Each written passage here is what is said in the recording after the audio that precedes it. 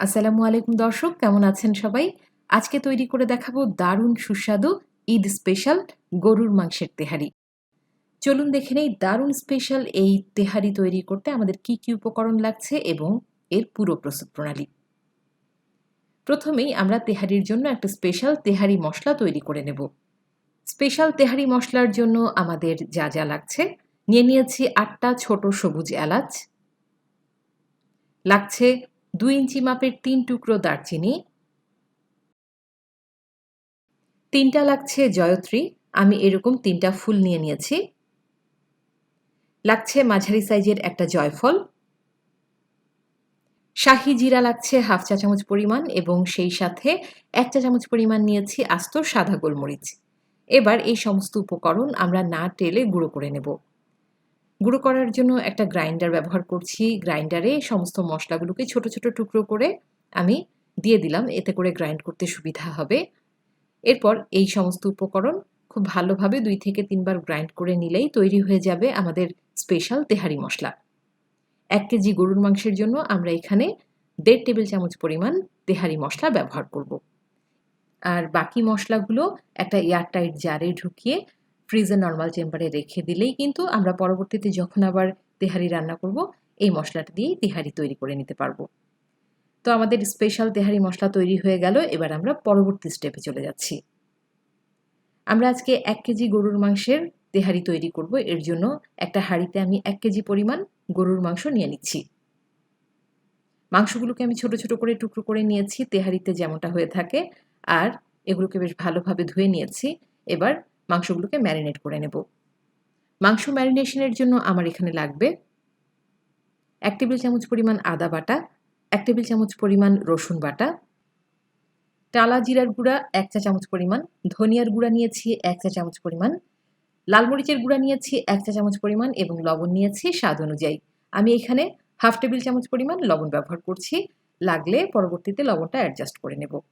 ১ table চামচ পরিমাণ আমি স্পেশাল তেহারি মসলা নিয়ে নিলাম। পরবর্তীতে আরও ১/২ টেবিল চামচ পরিমাণ ব্যবহার করব, যখন করব তখন সেটা দেখিয়ে দেব। লাগছে ১/২ কাপ পরিমাণ টক দই, সেই সাথে লাগছে ১/৪ কাপ পরিমাণ সরিষার তেল। এবার এই সমস্ত উপকরণ একসাথে আমরা মেখে নেব। বেশ ভালোভাবে মাংসের সাথে এই সমস্ত উপকরণ মেখে নিতে হবে। মেখে ১ ঘন্টার জন্য আমরা এটাকে একটা সাইডে ঢাকনা দিয়ে রেখে দেব। আর যদি হাতে সময় না থাকে তাহলে কমপক্ষে ৩০ মিনিটের জন্য এটাকে ম্যারিনেট করে রেখে দেবেন। টেস্টটা অনেক ভালো আসবে। সমস্ত উপকরণ যখন একসাথে মাখানো হয়ে গেল, এই পর্যায়ে আমি এটাকে ঢাকনা দিয়ে রেখে দিচ্ছি এবং এই ফাঁকে আমরা আরও একটা স্পেশাল মসলা তৈরি করে নিচ্ছি। এই মসলাটা আপনার তেহারির টেস্টকে বহুগুণে বাড়িয়ে দেবে। নিয়ে নিচ্ছি ১/৪ কাপ পরিমাণ গুঁড়ো দুধ, ফুল ফ্যাট মিল্ক পাউডারটা ব্যবহার করবেন। ১/৪ কাপ পরিমাণ নিয়ে নিচ্ছি পেঁয়াজের বেরেস্তা, ১ টেবিল চামচ পরিমাণ কাঠবাদাম গুঁড়া নিয়ে নিচ্ছি। আমি ৮ থেকে ১০টা কাঠবাদাম গুঁড়ো করে নিয়েছি সামান্য একটু তেলে।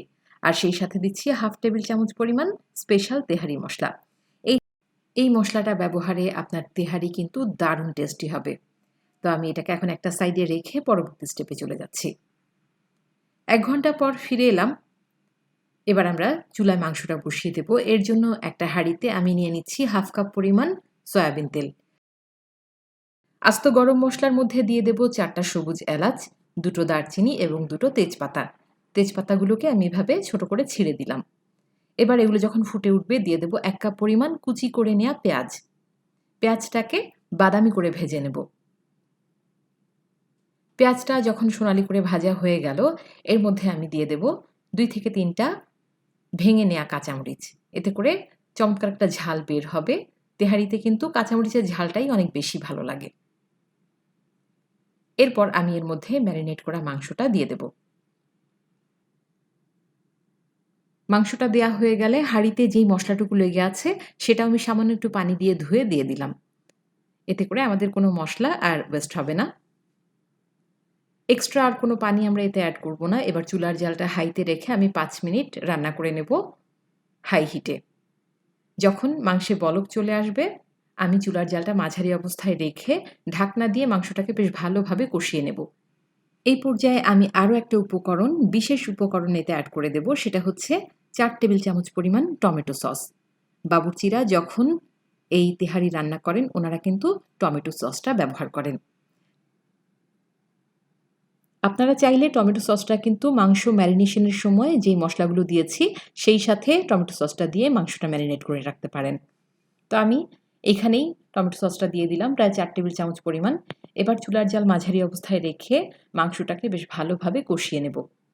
মাংসে এক্সট্রা কোনো পানি দেওয়ার প্রয়োজন নেই। মাংস থেকে প্রচুর পরিমাণে পানি উঠবে। সেই পানিতেই কিন্তু মাংসটা 50% এর মতো সেদ্ধ হয়ে যাবে। তো আমি এটাকে এখন ঢাকনা দিয়ে প্রায় 30 থেকে 40 মিনিট পর্যন্ত রান্না করে নিচ্ছি। এরই মধ্যে মাংসটা বেশ ভালোভাবে কষানো হয়ে যাবে এবং 50% পর্যন্ত রান্নাও হয়ে যাবে। ফিরে আসছি প্রায় 40 মিনিট পর।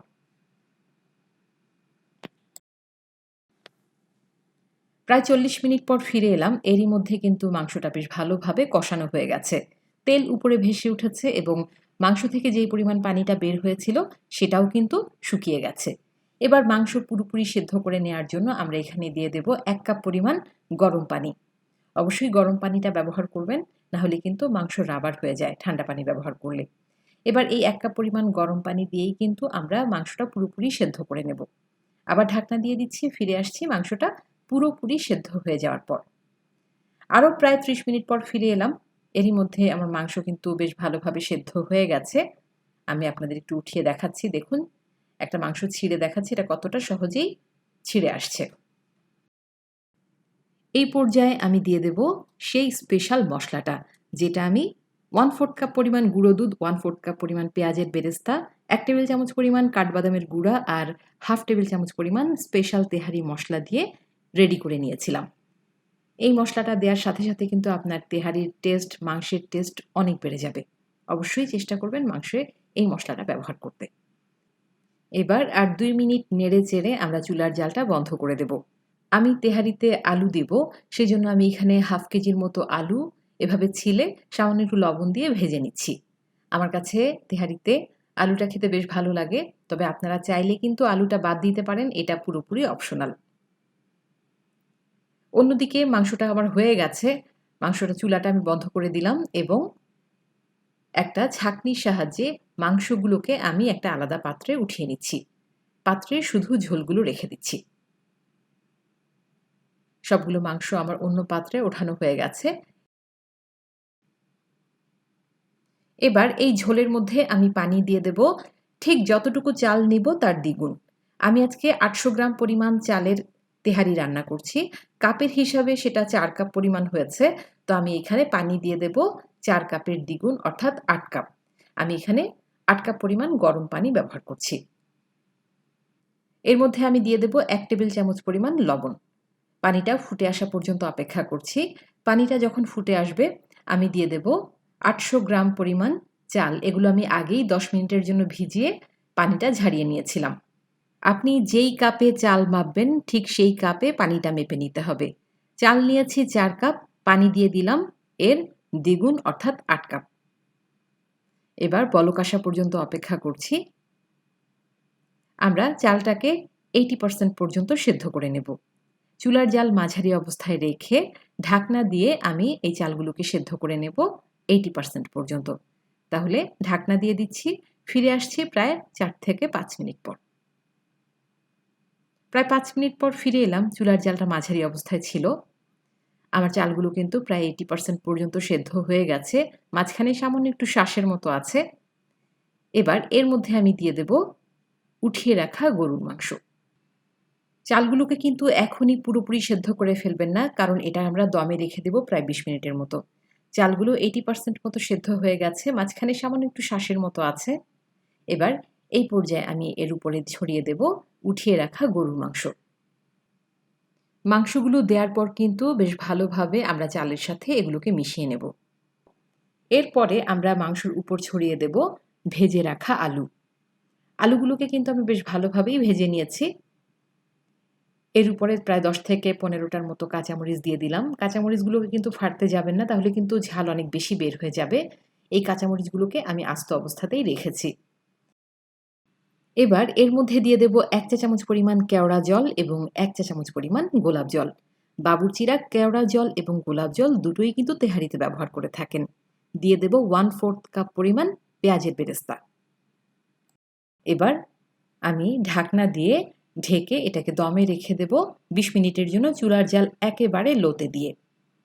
ফিরে আসছি প্রায় ২০ মিনিট পর। ২০ মিনিট হয়ে গেছে, আমার তেহারিটাও কিন্তু পুরোপুরি তৈরি হয়ে গেছে। আমি আপনাদের একটু উঠিয়ে দেখাচ্ছি এটা কতটা ঝরঝরা হয়েছে। প্রিয় দর্শক, দারুণ সুস্বাদু এই তেহারিটা অবশ্যই এবার ঈদে ট্রাই করবেন। আশা করছি আপনাদের ভালো লাগবে। প্রিয় দর্শক, আপনারা দেখতে পাচ্ছেন তেহারিটা কতটা ঝরঝরা হয়েছে। আমি চুলার জালটা বন্ধ করে দিয়েছি। চুলার জাল বন্ধ করে এর মধ্যে আমি দিয়ে দেব ২ টেবিল চামচ পরিমাণ ঘি। ঘিটা চেষ্টা করবেন চুলার জালটা বন্ধ করে একেবারে রান্নার শেষে ব্যবহার করতে, এতে করে এর ফ্লেভারটা কিন্তু অনেকটা সময় ধরে থাকে। ঘি দিয়ে দিচ্ছি ২ টেবিল চামচ পরিমাণ। এবার ঘি দেয়া হয়ে গেলে ঢাকনা দিয়ে ৫ মিনিট রেখে আমি এটাকে সার্ভিং ডিশে নিয়ে নিচ্ছি। প্রিয় দর্শক, তৈরি হয়ে গেল দারুণ সুস্বাদু, ভীষণ মজাদার ঈদ স্পেশাল গরুর মাংসের তেহারি। আশা করছি আজকের এই রেসিপি আপনাদের ভালো লেগেছে। রেসিপি ভালো লেগে থাকলে আমার চ্যানেলটি অবশ্যই সাবস্ক্রাইব করবেন। পাশে থাকা বেল আইকনটি ক্লিক করে দেবেন। এতে করে আমি যখনই নতুন কোনো ভিডিও আপলোড করব তার নোটিফিকেশন আপনাদের কাছে পৌঁছে যাবে। আজ তাহলে এই পর্যন্তই। সবাই ভালো থাকুন। আল্লাহ হাফেজ।